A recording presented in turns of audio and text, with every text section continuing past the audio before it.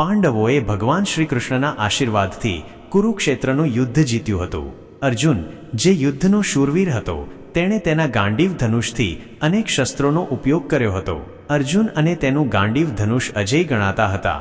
પાંડવોએ ઘણા વર્ષો સુધી હસ્તિનાપુર પર રાજ કર્યું. જ્યારે શ્રી કૃષ્ણના પરિવારના સભ્યો યાદવો અંદરોઅંદરના યુદ્ધમાં માર્યા ગયા, ત્યારે શ્રી કૃષ્ણને ખ્યાલ આવ્યો કે તેમનો અંતકાળ નજીક છે. તેઓ જાણતા હતા કે તેમનું દ્વારિકા શહેર સમુદ્રમાં ડૂબી જશે. તેથી તેમણે અર્જુનને સંદેશો મોકલ્યો કે તે દ્વારિકા આવે અને બાળકો, સ્ત્રીઓ અને વૃદ્ધોને તેની સાથે હસ્તિનાપુર લઈ જાય. અર્જુન દ્વારિકા આવ્યો અને બાળકો, સ્ત્રીઓ અને વૃદ્ધોને તેની સાથે લઈ ગયો. તેઓ ગાઢ જંગલમાંથી પસાર થઈ રહ્યા હતા.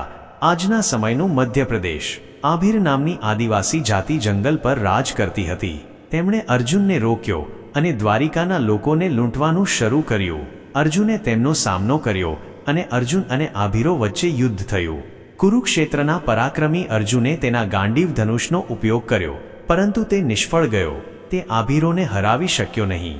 દ્વારિકાના લોકો અર્જુનની નજર સામે લૂંટાયા, છતાં અર્જુન કંઈ કરી શક્યો નહીં. કેટલીક સ્ત્રીઓ અને બાળકો તો આભીરો સાથે રહેવા પણ ગયા. અર્જુન શ્રીકૃષ્ણને આપેલું વચન પાળી શક્યો નહીં અને તેમના પરિવારના સભ્યોને સુરક્ષિત રીતે હસ્તિનાપુર લઈ જઈ શક્યો નહીં. આ કુરુક્ષેત્રનો શૂરવીર અર્જુન જ હતો. તેણે તેના શક્તિશાળી ગાંડીવ ધનુષનો જ ઉપયોગ કર્યો હતો. તે બંને અજેય હતા. માત્ર કુરુક્ષેત્રનું યુદ્ધ જ નહીં, પરંતુ અર્જુને તેના ગાંડીવથી અનેક યુદ્ધો જીત્યા હતા. તેમ છતાં તે તેનાથી ઘણા નબળા પ્રતિસ્પર્ધી સામે હારી ગયો. આવું કેમ થયું? કદાચ આ વખતે તેમની સાથે ભગવાન શ્રીકૃષ્ણ નહોતા. સમય તેમની તરફેણમાં નહોતો. તેથી જ કહેવાય છે કે છે સમય બળવાન નહીં, મનુષ્ય બળવાન.